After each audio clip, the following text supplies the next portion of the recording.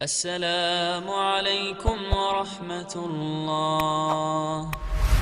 السلام عليكم ورحمة الله. بسم الله الرحمن الرحيم. السلام عليكم ورحمة الله وبركاته.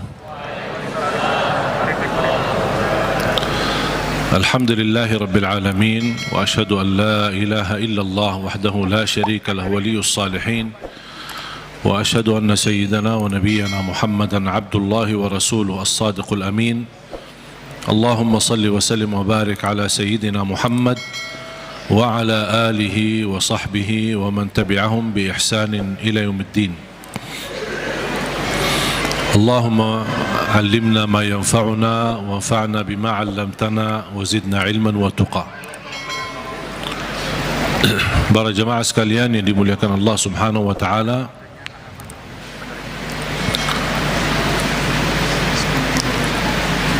begitu luar biasa kemuliaan Al-Quran untuk kita. Kita terpilih menjadi umat Nabi Muhammad sallallahu alaihi wasallam, menjadi ummatul Quran. Quran yang abadi, Quran yang suci, dijamin tidak ada celah di dalamnya, tidak ada kesalahan, tidak ada kebatilan. Bahkan dalam lindungan Allah Subhanahu wa taala dari bentuk makna, arti, isinya, tulisannya, halam-halamannya, dan semua dilindungi oleh Allah Subhanahu wa taala. Sebagaimana janji Allah, inna nahnu nazzalna dzikra wa inna lahu lahafizun.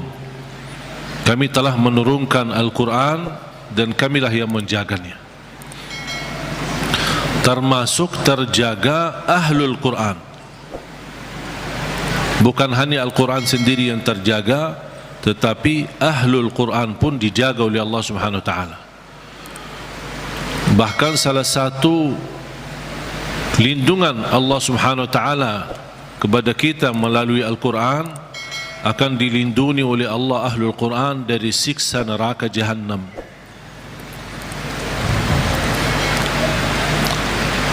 Artinya, kalau ada seorang ahlul Quran tapi masih berlaku dosa maksiat, dan seandainya dihukum oleh Allah untuk masuk neraka sementara, untuk disucikan dan membersihkan dari dosa dan maksiat, neraka pun tidak akan mampu menghanguskan kulitnya dan tidak akan mampu membakar hatinya, karena isinya Al-Quran.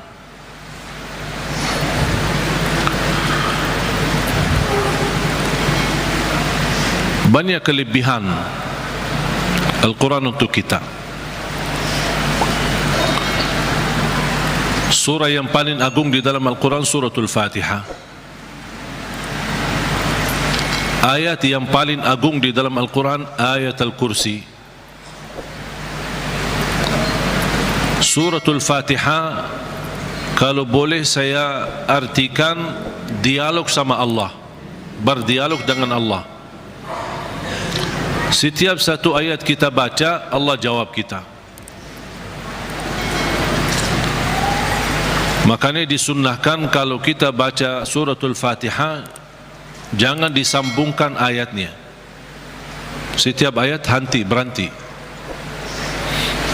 Sebagaimana dijelaskan oleh Siti Aisyah radhiyallahu anha, karena Rasulullah SAW idza qara'a al-Fatihah kana yufassiruha tafsira.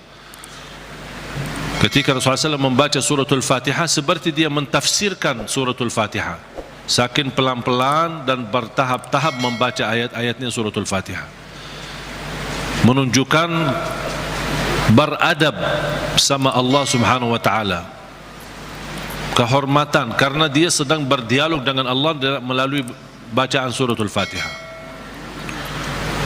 Sebagaimana Rasulullah SAW bersabda di hadis yang diriwayatkan Imam Tirmizi, hadis itu hadis qudsi, qasamtu as-salata baini wa baina 'abdi nisfain.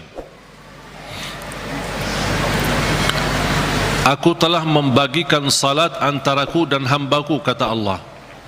menjadi dua bagian.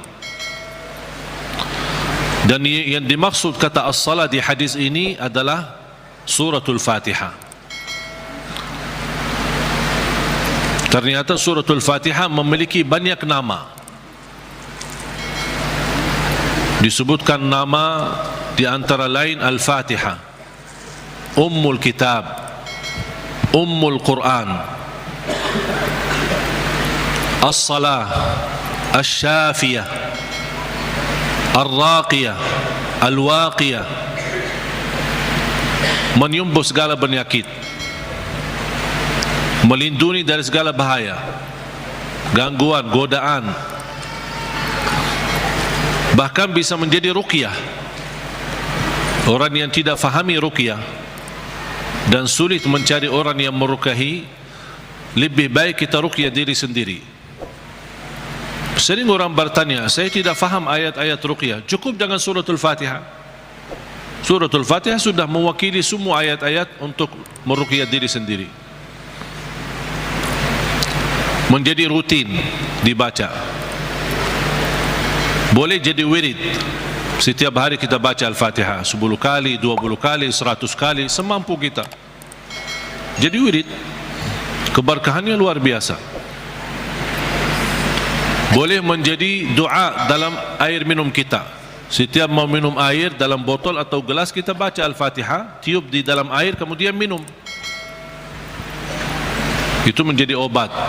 Biasakan anak-anak kita minum air yang sudah dibacakan dalamnya suratul Fatihah. Jangan menunggu kiai, ustaz, habib datang untuk membacakan Al-Fatihah dalam air. Kita sendiri belajar. Baca 3 kali boleh, 1 kali boleh, 7 kali boleh. Habis itu tiup dalam air, boleh 3 kali. Kemudian silahkan minum, kasih kepada anak-anak kita.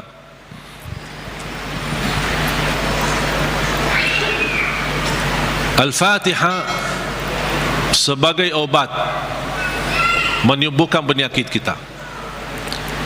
Ada yang merasa gesak di hati, merasa stres kepalanya, boleh taruh tangan yang kanan di atas kepala dan baca Al-Fatihah. Di atas dada kita baca Al-Fatihah. Itu sungguh subhanallah. Al-Quran sebenarnya seluruh Al-Quran, seluruh isi Al-Quran itu obat. Qul huwa lilladzina amanu hudan wa shifa. Sungguh Al-Quran itu petunjuk dan obat, menyembuhkan penyakit bagi orang-orang yang beriman. Berarti Al-Quran menyembuh penyakit hanya berlaku bagi orang yang beriman. Yang tidak beriman tidak berlaku.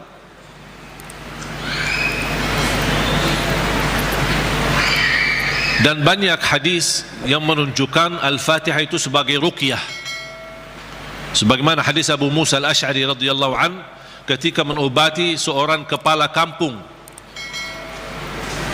yang sambat sakit, kemudian dibacakan Al-Fatihah.